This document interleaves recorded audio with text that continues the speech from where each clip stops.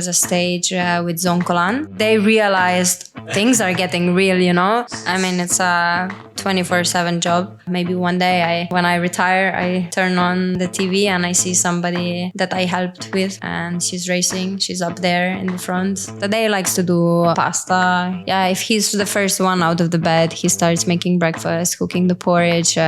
In many ways, prove myself even harder, because if I don't do more than the others, they just think, oh, she only got this because of Tadej. I joke around a lot about being his girlfriend, you know. It's not always easy. That he would really have a giveaway sign when he would go? Not really. But I can see when he's comfortable on the pedals and when he is not that comfortable.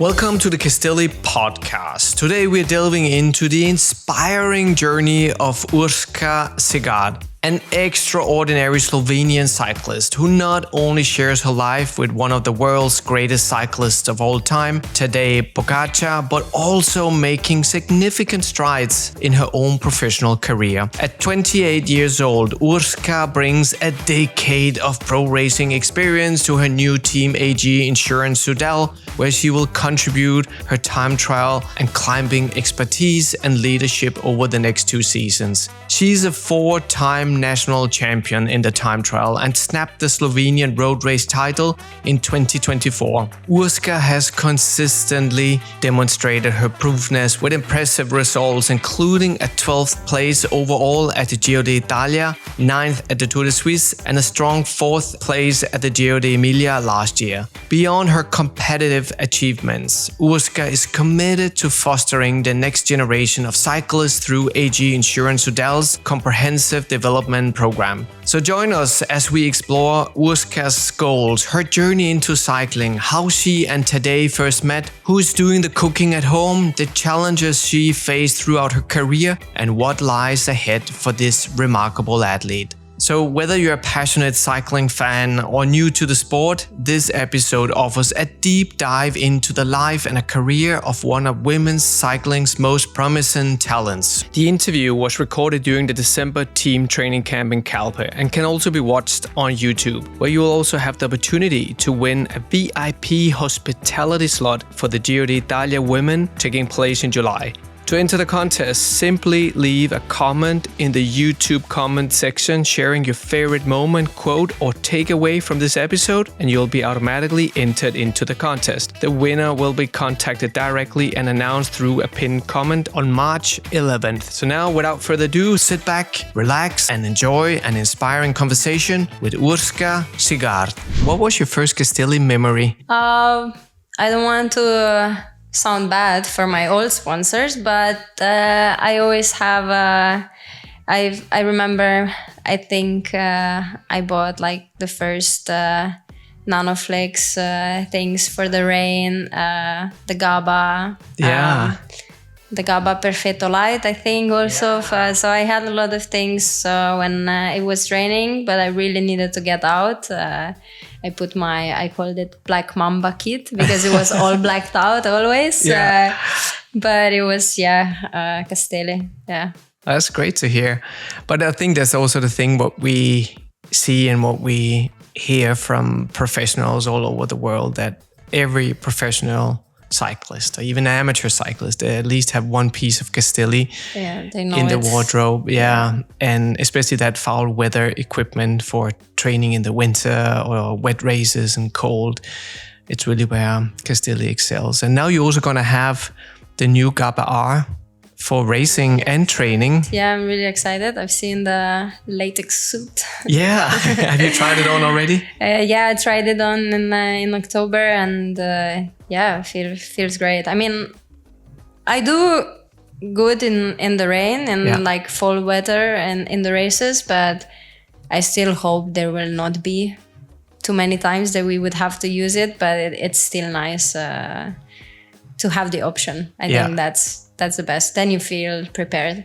And especially, how the Gabba was born was also to give cyclists that innovative advantage when weather got worse and cold in the wet.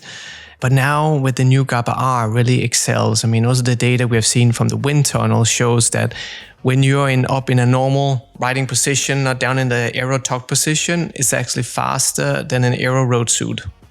Wow. If you get it completely, fitted. So that's also on top. I mean, it's also the mental thing, but also those marginal gains. And then it's 2.3% faster than the old Gabba. All that information and aerodynamic savings and all that will be presented to you also later. I can also show you some of these data here later if you're doing these next 2 days, if you have time, if you want to hear more about it. So maybe if you have a spare thing, I can take it to Slovenia. I can test it in the fall weather condition. No, I'm joking. Yeah. But I'm looking forward to try it. Yeah, I've heard some good things. I think they've used it in the Worlds last year. Yes, correctly. The Italian national team. Yeah, this year. Yeah. So I've heard good things about it. The old black stealth Squadra Azzurra. Yeah, the women's there, all dressed in the new Gabba. Urška, for the 2025 season, do you already know your race program? Yeah, we actually sat down already in October. I really have nothing to complain about. The program, it's, I have a really good selection of races. I start in UA Tour, where I hope there's no wind, but even if it is, I'll try to manage it. But we have a strong team there, so we have different options. And then, I'm looking forward to some classic Strade Bianche. Yeah. It's a race I really love. And then, I'm so excited for the first Milan-San Remo. It's also close to my second home. And I've had a chance to see the climbs many times. I know the approach. I know everything. So, and it's an important development for women's cycling, I think. So I'm excited for that. Then it's a bit of a break, some Ardennes classics. And then we start with the first Grand Tour of the season, which is Vuelta for us. And then, Basque Country, Zulia, where I will see maybe I can try for the first time how it feels to have a bit more pressure. But the details we need to discuss. But that's the outline for the first part. Tour of Suisse also. I've always been quite good there, so I'm excited to go there. And we'll see then how the season goes. I hope the Tour de France. Because I know that the Tour de France is pretty high also on your list here.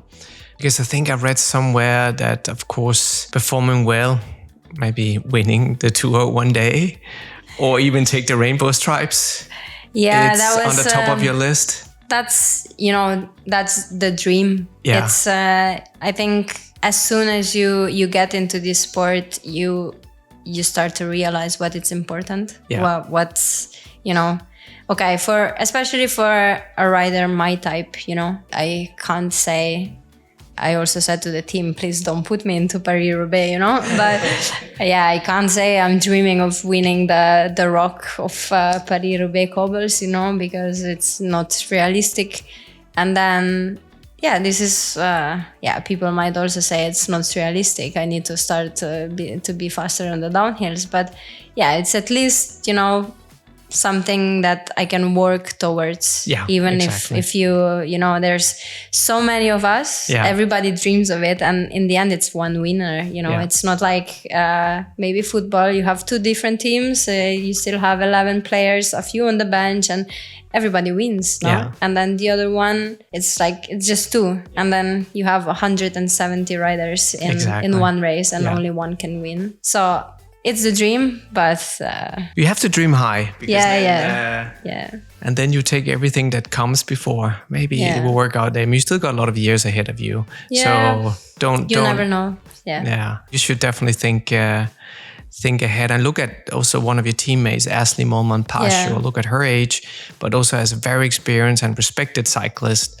What do you hope to learn from working alongside her in the coming seasons? Just, I think, everything, I think, like you said, she has a okay, I have experience already, but she has more experience with, just how to approach races where you really target it, where you really know that you can win podium, whatever the goal is for the race, and really prepare specifically for that. And like I said before, you learn something new every day. So any little tips and tricks, it's always welcome. Yeah. But most of all, what I really like, and I saw already now with her, it's just, how she really takes the whole cycling thing, as an, experience. As an experience, not just the racing part, but the way she handles her Rocacorba cycling. Yeah, she has in Spain, and just the community, how to connect people through cycling. So, And it's amazing. I've had Ashley on the podcast already twice, I think, and I visit her place that she runs with Carl, her husband, in Rocacorba cycling, since we have the Castelli store in Girona downtown. And I love that place. I mean, everyone shows the passion, no? It does shows the passion, but also the businesswoman behind. Because I remember one time she told me she actually are more stressed when she's at home, because she actually works more than actually when she's out at races, where she just has to focus on one thing, and that's doing her best on the bike. But when she's home, there's so many people that you need to coordinate together with the rest of the group there at Rocacorba. So, Yeah, no, I really respect this, bringing, like I said, passion from one side of the spectrum to the other, to bring it to the people, to bring it, and also where she's from, bringing the passion, the cycling to Africa also. To South Africa, no, exactly. Because that's also something I want to ask you about, to help other people, in this case, within the world of cycling still, like also Rocacorba, but what do you think is needed to build a stronger system in Slovenian women's cycling to inspire the next generation of female cyclists? I think the biggest thing, that we are also trying to do is change the mentality a little bit. The way the sport shifted in the last couple of years is, back when I started, and the way it kind of still stayed is, a girl on the bike, perfect. We're happy with this, and we put her on the bike and she starts racing. And I think it has to be a bit more systemized, like it is with the boys, with the men, to really look for the talents, for the people that have a future in it, like competitively. Like I said, it's nice we have so many girls, women on the bike in Slovenia. I used to feel alone, especially in my part of Slovenia when I went cycling, but now it's a lot more girls and women on the bike. But to bring the professional side to a higher level, that maybe one day when I retire, I turn on the TV and I see somebody that I helped with, maybe, and she's racing, she's up there in the front. That would be a dream. And I think we need to start working with the young, and provide them with everything that they have in the other countries, the guys have, and all the support, all the guidance, and it's not always the same working with the boys and the girls, so we want to kind of restart this, and that's what you have done. Then I think I read a press release a couple of months ago with the Pika team, helping fostering young female talents in Slovenia. So we'll start. It looks like we'll start with January, and it's just we're taking over in the same kind of the club that the Pogi team is in. So we'll take over the girls from, I don't know when they can start, at 10 age, before they're too small to fit on a road bike, unfortunately. And not even allowed to race. I think the minimum age is 9 or 10, So from really, really young to then the juniors. And then, of course, we'll try and still help a few of the girls who were juniors last year and would just go to under 23s now, because we don't want them to be left out. Right. Okay, we're restarting the project, but we still want to give them a chance if they get an opportunity somewhere. But yeah, it's just to start with the young, try to implement this new way of approach, really, with training, with I think also the women need a bit of a different approach with the hormones thing, with nutrition wise, and that's just very important.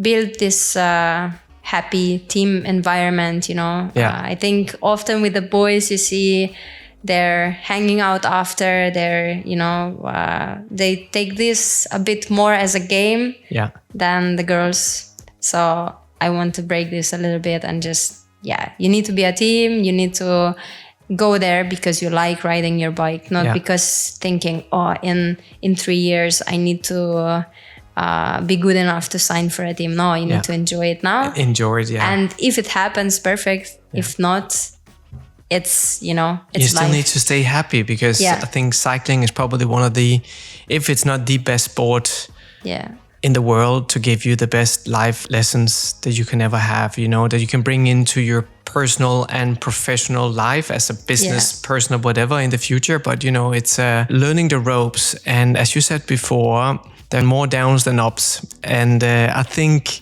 cyclists are the best, at least for 99.9% of cyclists, are the best losers on earth. Because, you lose more than you win. Exactly. Yeah. So it doesn't matter how good you are, you still win a lot less days than you win. Yeah. So, no, it's fantastic. I was super happy when I read the press release. I think, it's not all bad. It's not at all about this. It's, if I look my beginnings, if there was not BTC City Ljubljana, I would never been in cycling, It was a great opportunity. And at that moment, that team was at the highest level, So I joined them. I had immediately access to the top of cycling. But I think having already this back then, at the base, the fundament, it kind of switch the mentality of young girls. Okay, I complete this junior stage, whatever, and then I get a spot in the team and I'm a professional. But unfortunately, it doesn't work this way. It doesn't work this way, no. So, especially now with the level growing, you just need a bit more of a development, a bit more of a, bringing up in the sport. So that's what we're trying to do. I mean, you were thrown straight into the wild, wild west for you. It must have been nerve-wracking, in the beginning, and you probably found yourself a lot of times in the back of the van, That's my favorite position now. No. No, I'm trying to improve that. But it's also something that you've been working on. It's something we all work on, no matter if you start at 10 years of age or when you're junior. Is something that you have to work on, and at one point just becomes so natural for you to move up within the group and place yourself correctly. And I mean, everybody tries to be at the front. That's why it's hard to stay at the front. It's even harder today, I think, than it used to be. When the gun goes off, then it's just you never race know mode. When it's the moment to be at the front. That's true. So before everything breaks.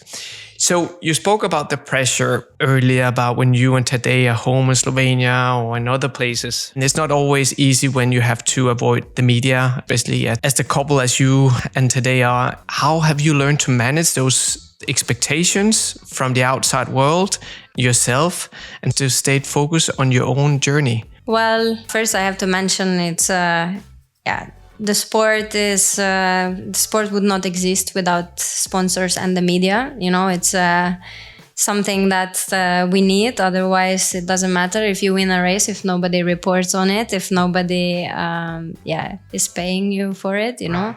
So that's a part of it. But it can bring some downsides. I used to have a bit more problems with it because I felt like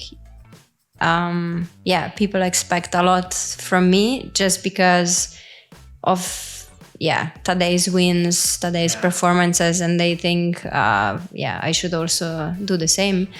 And it took quite some time for me to just realize, I have my own path, I need to focus on what I'm doing to be the best version of myself. Correct. And but it is hard. People think it's easier for me because he's my boyfriend and I get things thrown at my feet, but it's not true. I have to in many ways prove myself even harder, because if I don't do more than the others, they just think, she only got this because of Tadej. So whenever I joke around a lot about being his girlfriend, it's but it's not always easy. I can imagine. Also because that you have all eyes on you, and then some people are probably also putting a question mark or question themselves, is she sacrificing herself to Tadej and the other way around? But what I get out of this talk that we have here today, this fantastic talk with you, I mean, you're supporting each other, and I am also pretty sure that also Tadej is supporting you in everything he can. It's just that the world don't see that from the outside, maybe. It's like with every other relationship, you have you and your wife at home or something, and the people at work don't see when they help you, or your wife helps you or whatever. I think it's a natural thing for human beings. It is. You try to help your loved ones always, and I don't feel like I'm making sacrifices. It's just the way our life is right now, and maybe in 10 years we'll look at it differently, and it'll change. But for now, it's working. I'm happy. Tadej is happy, and life is good. Exactly. But also your race schedule is not always parallel. It's not like you're racing the same races. Yeah. So I assume you can also only go to the finish line and wait for him to arrive only on the key races, or, in a very few races where you will see the girlfriends or wives of other riders standing there at every single finish line, so. Yeah, it's... It just takes a bit more planning, more logistics. We have our own team logistics, and then we have our logistics. We have to plan everything a lot in advance, and at least if we can, we make the sacrifice and a lot of compromises also. It's just it's not that somebody would be doing more than the other one. It's a good balance. It's a give and take situation always. Yeah. Plus, I like also that you guys are still having fun and have a good vibe. Also when you're together, but also when you're at different races, like you mentioned before, like the social media thing. I remember, I think it was during the Giro that you guys started that idea of that you're his Barbie and he's your Ken. Was it that happened last year in the 107th Giro d'Italia?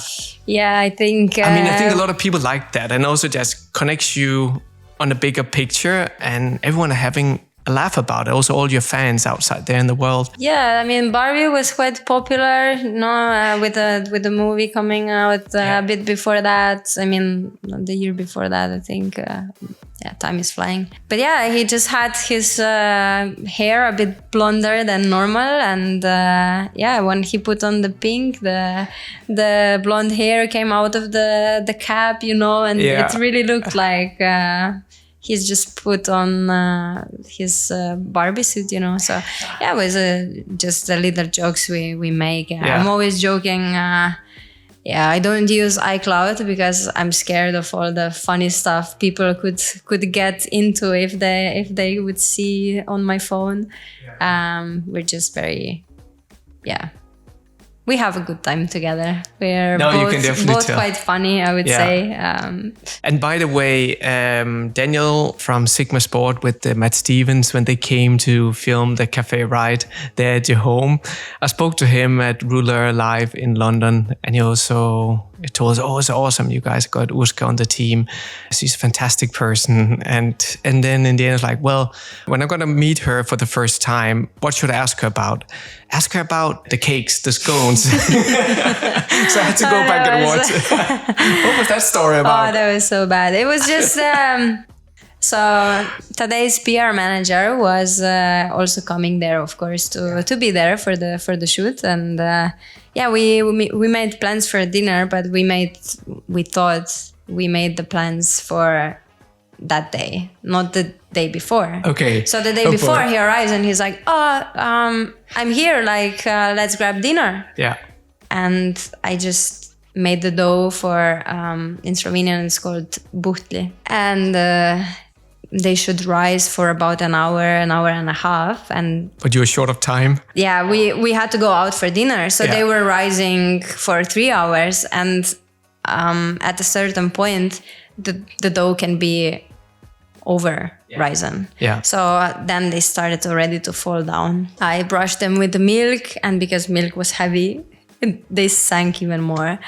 And then when I put them to the oven and out, they were just very flat. It was but still pretty that's good. why you call them scones, because they were supposed to be like these big fluffy buns, you know, but they came out really dry. And I remember Matt trying to get them down his throat, and he was just like chewing and chewing and chewing. I felt so bad, so embarrassed, because normally I'm good, you know, with all the stuff, but I was a bit embarrassed, and that's what she said joke also came out. I think you can see it maybe in the video there on YouTube.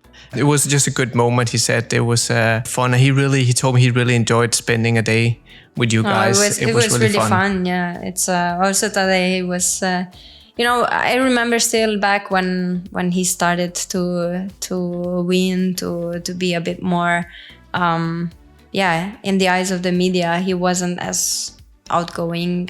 He couldn't relax. And I remember I tried to help him a lot from the start, because like I said before, maybe I'm not the most confident in my abilities as a cyclist or some other things, but I feel like I'm quite outgoing with the media. I do good on the camera. I do good, in front of the microphone. You probably see this now as your film is running out because I talk so much. But I remember I tried to help him a lot, just so that the people would also see the real Tadej. Tadej. Because he's just so fun to be around. Just a normal next door guy, and I'm really happy that he's coming out the way he is. He is right now, So you're also in charge of his style, because probably browsing some websites or maybe on social, I saw that his style in December was pretty amazing. The reason why I'm asking is because he always dresses really stylish. And we saw him at the Festival dello Sport, all in black. I think it was in the gin and tonic sweater at the A&J party in Abruzzo. Dark jacket, shirt, and white pants at the 75th edition of the Rock Golden bike. Was that all thanks to you? Or? It was all. It was bought by me and his manager. I think all the occasions that you mentioned, that was all bought by us, but really like under pressure, because some of those things were done straight after Lombardy, for example, and he didn't bring any casual clothes with him. Right. So we were just like, okay, we go to the nearest shopping mall and we pick a few different styles, and in the end he was quite happy. He's quite happy to embrace like new things, new styles, and now he's more into this baggy things. I think like you follow the trends, Yeah. no? And yeah, but I'm not in charge of his hair anymore, so I'm not to blame. So that was my for next his, question. Yeah, no. I mean, what did you say when you saw him? He's overgrown me. No, I'm joking a little bit, but he wants to have another coloring session. He wants the frosted tips again, so we'll need to schedule this. Yeah, when we find the time, that will be the next thing. Yeah. Nice. So that blondie brown again. Yeah. Nice. It's coming. Yeah, it's coming. Good to know. We got a small spoiler here. Okay, I got a few last ones, then I'll let you go because we are already past the deadline here. How did you guys first meet? We met at a training camp of the BTC City Ljubljana and Ljubljana Gusto Zaurum training camp in Croatia. We were paired up for a training together. Because I don't remember whose coach left for that day for some meeting, and then we all went out together. We did some accelerations together. I was asking the guys, who's not really good at this, because at that moment I already knew I'm the climber, you know. Yeah. And there's one shy guy saying, I'm not super good at this, you know. Okay, we do the first one. My heart rate is like 196. I think, oh my God, what did I get myself into? And I say, hi, I'm Urška. And he's like, hey, I'm Tadej. And I'm like, you mean that Tadej who was third in the Europeans? Yeah. Good. Suffer day ahead, you know? Yeah. So that's how we met. But yeah, he was really young at the moment. And we took quite some time getting to know each other before we not that we didn't feel it from the start, but just before you started dating. We also live quite far apart in Slovenia, like 100 kilometers. So at that age, it's not like you have your own car just driving around whenever you can. So, but it was, a nice encounter. Nice. Shortly after you started dating, then both of you moved to Monaco. Yeah, it was actually at the end of 2019 season. It all felt quite natural to us because we didn't have our own place in Slovenia.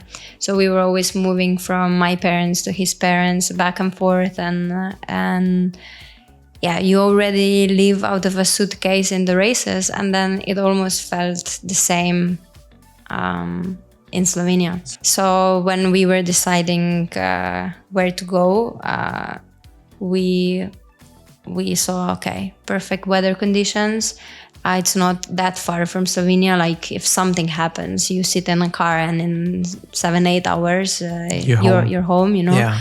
And because my mom was sick at the time, you know, so I didn't want to go anywhere too far. We were considering Andorra as well because of all the cyclists there. Then it was quite a natural feeling. We went to look for the apartments and we could already see, you know, home in the making. So it was nice. When you guys leave your home there in Monaco to go out for a training ride, who's always the first one to be ready for training? Oh, it's Tadej. I'm a woman, come on. I need so many different things. I need to put my hair in a braid, bun, whatever. Yeah. I have more layers. I need a sports bra. You know, and you need to clean up in the kitchen after breakfast. Sometimes he does this as well. He can prepare the bidons and everything, but I need more time in the bathroom. So he's ready before me normally. Yeah. So who changes the flat tire alongside the road if that happens? Mats Pedersen. Really? Well, the last time, yes. Nice one, Mess. That's a good one, mate. So we were. I think it was just before heading home to Slovenia. I remember, and we went for a quick ride in the morning. It was a bit rainy, and then it's always more debris on the road. And I got a flat tire, and Mats was the strongest one, who could change the tubeless. But normally I'm more of a type for the mechanic stuff. I need help with strength, and normally it's Tadej. Especially if it's a tubeless tire, it's not easy. Or somebody that passes by. We've also had, I think last year on New Year's Eve ride, it was raining, like really pissing down. And then in the last moment we decided, okay, now the sky is a bit better. Let's go out just at least for 1 hour, hour 30. And I got a flat. We were both a bit frozen. We couldn't get the valve off. So then some people who passed by helped us. So maybe the answer is neither of us can change the tire. I like that. We have a saying in Denmark, also I don't know if it's also with Mads, but at least when I grew up, that if you cannot change your inner tube within 2 minutes, then the rest of the group will leave. And that's what you learn when you're a kid or a junior. So you just had to get it done. So he has experience. But also knowing him, he probably did it, but even in the winter time with bare hands. And he was very swift with it. Yeah. It was a fast change. Yeah. So when you go along the coast, maybe it's a coffee ride you do just on an easy day. Who's the one half-wheeling the other one? That's another question that I'm going to answer with a third person, and that's Michael Matthews. If it's an easy ride, he's the half-wheeler. No, I'm joking. But no, it's... I think neither of us. Like, we know what we set out for. Yeah. I know this is the boring answer, no? Like, we know what we set out for. And if we're training, we're training. If we're doing an easy ride, we're doing an easy ride. It's there's no competition ever. Yeah. So, but... Who's doing the cooking at home? Do you then share? We share the workload. Okay, I do maybe more complicated meals. But Tadej likes to do pasta. He likes to... if he's the first one out of the bed, he starts making breakfast, cooking the porridge, cutting the fruit. It's quite a balance. Yeah, it's a very balanced life you guys have, just like any other family, but maybe even more because sometimes you're home alone for periods of time and you have to do everything yourself. So it's nice. Taking out the trash, emptying the dishwasher and everything. Yeah. When you watch Tadej on television, when you're maybe not at the race, maybe it's the Grand Tour, before he starts to attack, since you guys know each other so well, is there something he always does that you can already tell that he's about to attack? Does he flick his elbows? Is there something that he does that you can tell he's about to go? I mean, of course, we don't want to spoil this to our listeners or to I'm really competing riders. Because I can see if he's feeling like average or good or even bad, but that he would really have a giveaway sign when he would go, not really. But I can see when he's comfortable on the pedals and when he is not that comfortable. So this I can already see because I spend so much time behind him. Yeah. I kind of know. Yeah, no, I was just curious. I mean, but now I'm thinking, you gave me a homework. Now you'll be looking a little bit more closely next time now. Slovenia's rise to the top of professional cycling has been one of the most significant stories in the sport over the past years. Yeah. With a population of just over 2 million, how has Slovenia become such a dominant force in professional cycling while also producing exceptional athletes in other sports? What's the secret sauce? I don't know how it happens, but I think just from a young age, we're always pushed in different things. Also myself, I started with, athletics, volleyball. I danced hip hop for 1 year. But I think just we're very active as kids, and then it starts to translate in professional sports because, you learn the discipline, you learn, to push your limits, I guess. Yeah. Which is also important. But what about the school? Well, in school, from what I remember, it was not too much sport. Like it was maybe 2 hours per week in elementary school, for example. But we had like some sports days where we would go hiking around and stuff. But it was not too much. And I know that now these generations are fighting it even more to have less. No? So that's not good. But I think everybody likes to have some sort of after school activity. So, and also with the families, I feel like everybody I know, for the weekend you try to go somewhere walking on your bike or just we're very implicated in sports. Well, it's important to be active, but do you come from an active family? Did your parents have you try different sports when you were a kid? Not like actively pushing me or anything, but like I was always free to do whatever I wanted. I actually went to music school for 7 years, so I played piano. But alongside that, I also, all my friends were in athletics, so I went to that. And then one of my friends started playing volleyball because her brother was playing volleyball. So we also started, to go.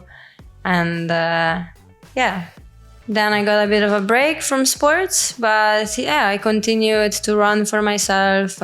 We went on some like biking vacations with my family, but they were not huge sports people or anything. So you never had the pressure from your family pushing you into sports when you then turned professional on the road?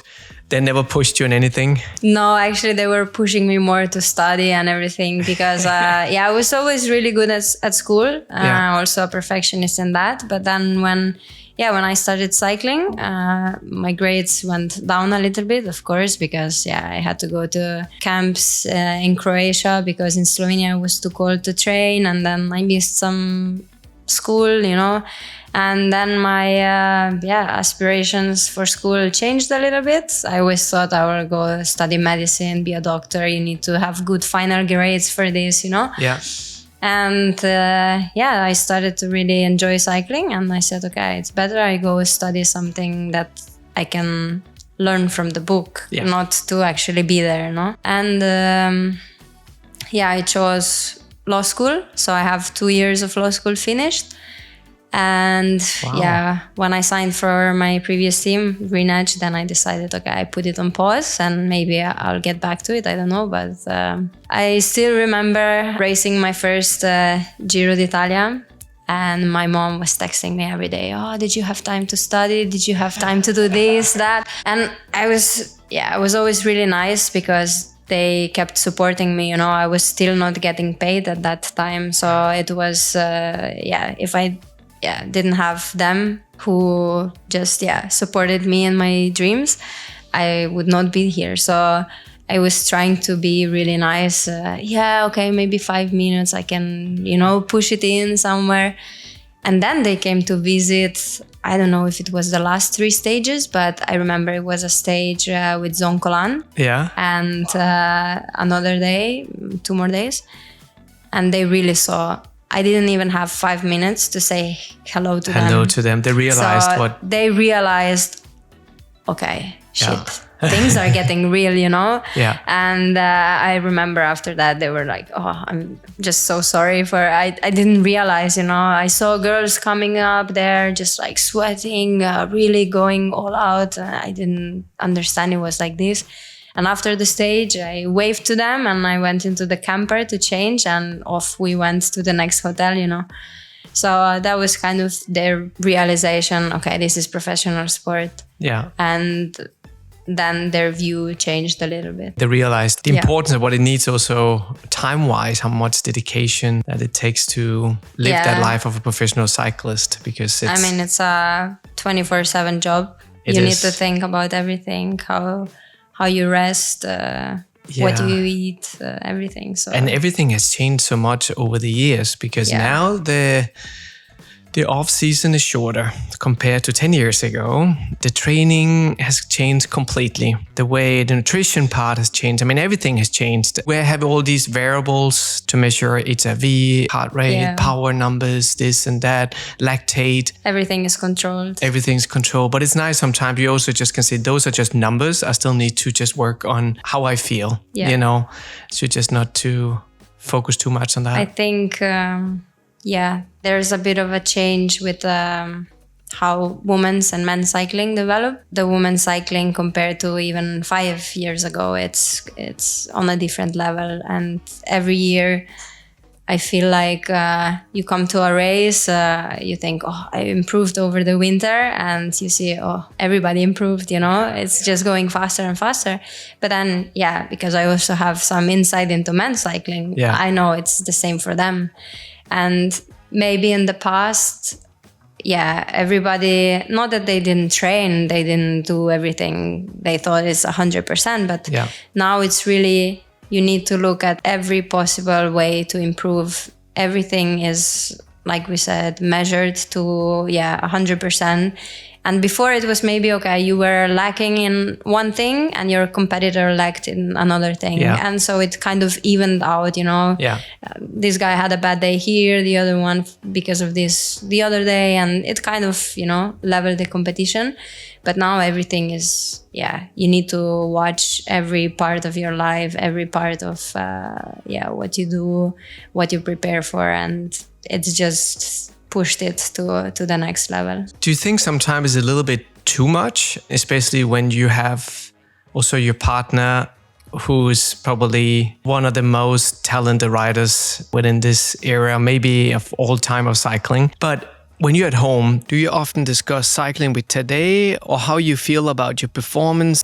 Yeah, we do, of course, because it's such a big part of our life. So, and we try to help each other with different things. You know, you learn something new every day. So, of course, it's always nice to share it with somebody. But we also talk about normal things. Like, Who forgot to put on the dishwasher, or I don't know. Yeah, then the normal stuff in everyday stuff. Yeah. But it's good that you also have this relationship. So it's not all focused on cycling, but also that you're helping each other, because I assume you always get stronger if you train with somebody who's stronger than you. You also get a different input. You know, he will give you some input on the way that you're riding, descending or training or whatever. You the other way around to him, because sometimes when you're in the tunnel, you get a little bit side-blinded, you know, to see what is actually going on. So I think that's also great support between the two of you. Yeah, for me, it's always been... I had to learn the hard way that, I just can't train with him all the time now. Yeah. We try to do as much as we can together, but it comes to a point where then I can't finish my intervals because I've gone too hard to follow him or things like this. But I think overall, we've managed it really well over the past years. And like you said, like going downhills with him, as long as I can follow him, it's helped me tremendously, because one thing is, theory, you practice your technique, everything. But for me personally, because I started basically with elite category. I didn't have this junior, to play around. You crash, you pick yourself up and you continue like nothing. Right. For me, it was straight into big girls racing, and having to think about consequences. Oh, if I crash, maybe I break something. It's my finish, I break my bike, because I bought my bike to race with the first couple of years. So it was always... there was some risk, and I had to kind of reprogram my thinking of an approach to it.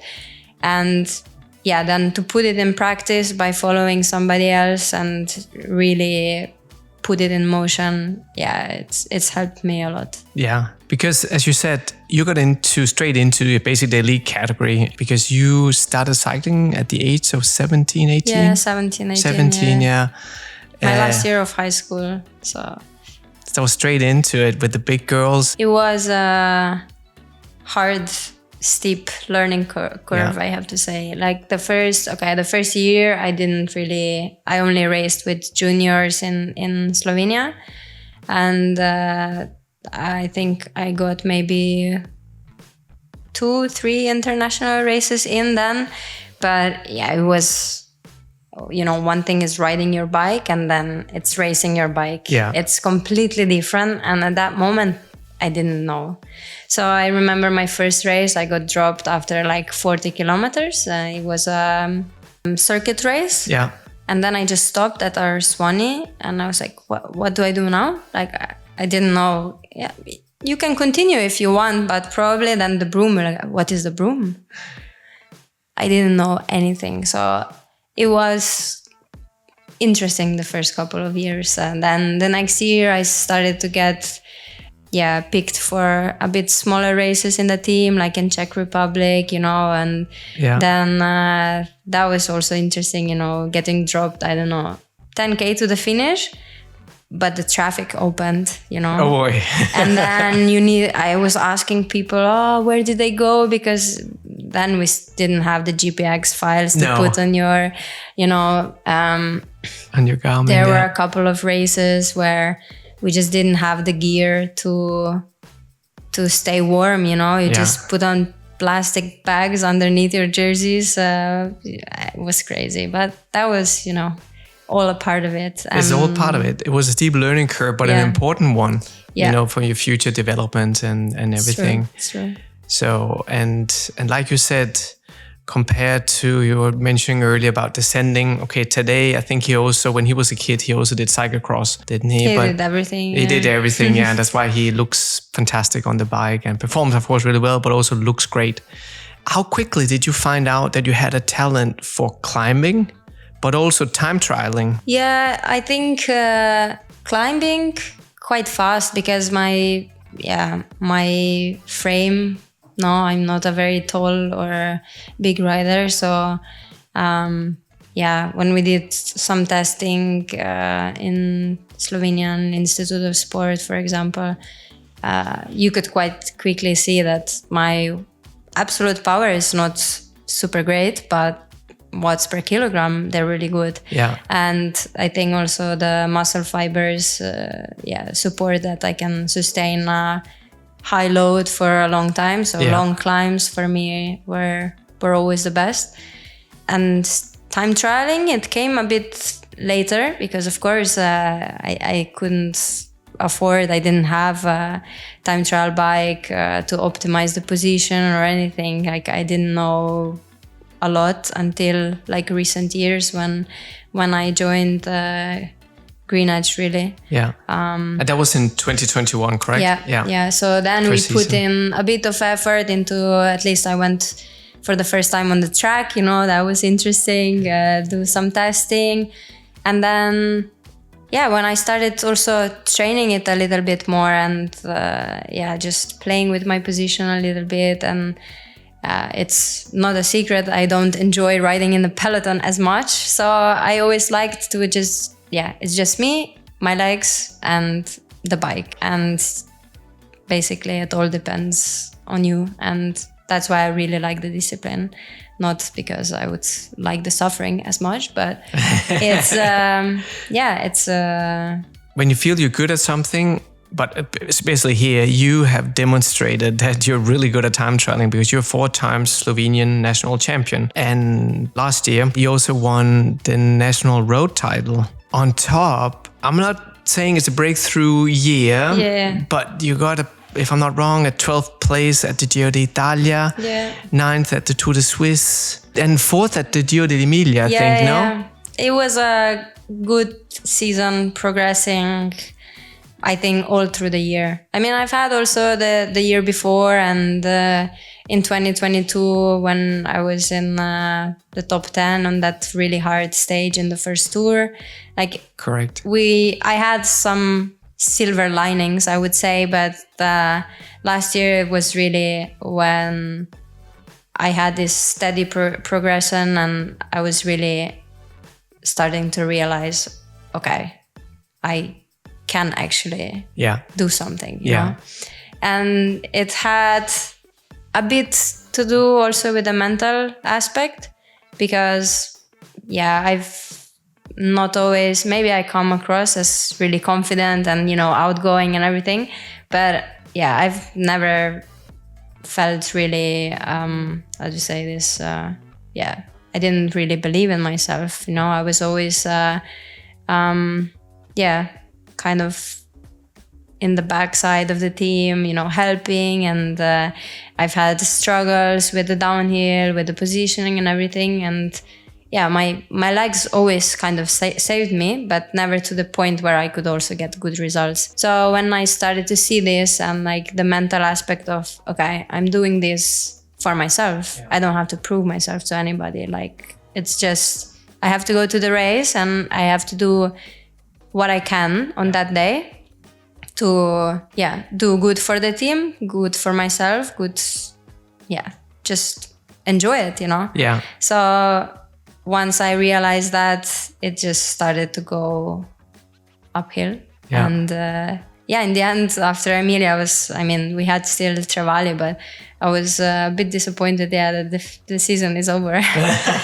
But no, I hope to pick up where I left off with a new team. It will be nice. How did that come about, the connection here and signing a contract with AG Insurance-Soudal? So I know that they were already interested a couple of years ago, I think 2 years ago.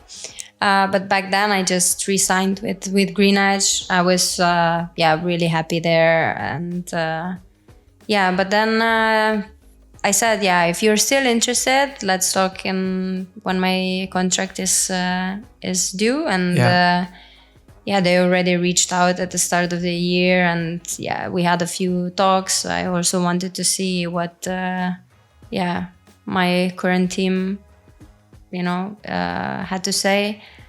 And then the whole story about the Olympics came, and I realized maybe I'm not very young anymore, compared to, I feel really young. But then I started counting the years, and I was like, I don't know how long I not still want to be in the sport, but how long I can still improve, how long I can still be at my best. But did you doubt yourself only because you were not selected for the Olympic teams? After a stellar season where you also won both national titles on the road and time trial and all the other great results. Not doubting myself, and the Slovenian nationals, we don't have that much competition. We race with the junior boys, the situation is a bit different. But at that point, I really thought that, if you were to send the best athletes to the Olympics at that moment, I felt like I was the best. I had the best shape, the best, but I realized at that point, it doesn't matter what you do. For some people, you will maybe never be enough. No, so I can only do the best that I can. And it didn't really bother me as much as it looked like in the media. I just wanted to highlight that, I'm not happy with the decision because I just don't agree with it, But it didn't really make me doubt myself. If I look at the results and everything, I had, since I found out, I had even better results, So it is what it is, but it also made me realize, how long I need to plan my future. And that's when I really started to think about the change. Yeah, it's not easy, and it's not easy in the world of competition, of course. And hey, I'm pretty sure that in 4 years' time, less almost now, that you'll be on the Olympic team. Then I would definitely be cheering for you. Yeah, I would hope so. I heard also the LA Olympics will be kind of a revolution. Yeah. The US likes to go big, so I will be really happy if I get selected. But again, if somebody is better at that point, of course, and everything can happen. You could also get sick up to so many crisis. Things. Yeah, exactly. So now you arrived here in Calpe just a few days ago to meet with your new team after being with Green Edge, Bike Exchange, Team Jayco. 4 years. 4 years. How has the first couple of days here been with the new team? Getting to know everyone. So a lot of the riders you knew beforehand, but also the staff. Yeah, it's that was one of the biggest things that I was worried about. Just, I've grown really comfortable in my old team, and you know everybody, you know who to ask about things. And now I just, had to basically relearn everything.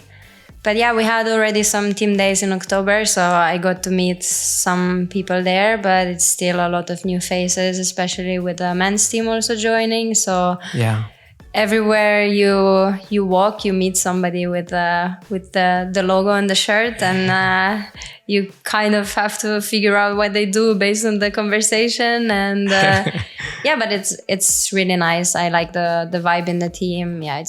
We haven't done a lot of training yet because we are busy with this important sponsor things, and the media, and But you will start then on Friday.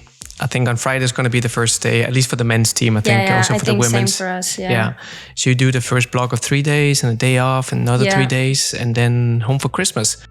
Yeah, will be exciting. I think we'll catch a quick flight back home to Slovenia, and we'll see if there's snow. We'll do some cross-country skiing. Oh, you're into cross-country skiing as well. Yeah, we try to. Back before I started cycling, I did a lot of alpine skiing. Now we don't get the chance to do this as much, but we like to do different types of training in this winter season always. Maybe go hiking. We'll fly back home without the bikes. Of course, we have some bikes at home, but we'll try to spend some time with our family and do some fun stuff. That's important also, because I know that at least for you, you'll be back in Calpe probably again beginning of January. On the 6th, of January. Yeah. Yeah, it's gonna be exciting. Yeah. Yeah, it's I'm happy to be here, happy to, not have a fresh start because we do all the same things. But just a fresh breeze into this, into cycling. So when you're home, let's say during Christmas, and you spend the quality time with your family and also with Tadej's family, can you get your own privacy, the two of you, when you're home as national celebrities? Yeah, the thing in Slovenia, it's a small country. So everybody feels like they know each other. Everybody feels like they're your friend. They know you. So it's harder. Yeah. It's definitely harder to be there than in Monaco. But with our families, it's like it's always been. You feel home there. Yeah. Urška, thank you so much for taking the time to jump on the podcast. It's been amazing getting to know you. I feel like I could sit here all day and keep talking. Sorry, but we will have plenty of time in the future. Yeah, thank you. So thank you so much, and enjoy the next few days here in Calpe. Thank you. Thank you for having me.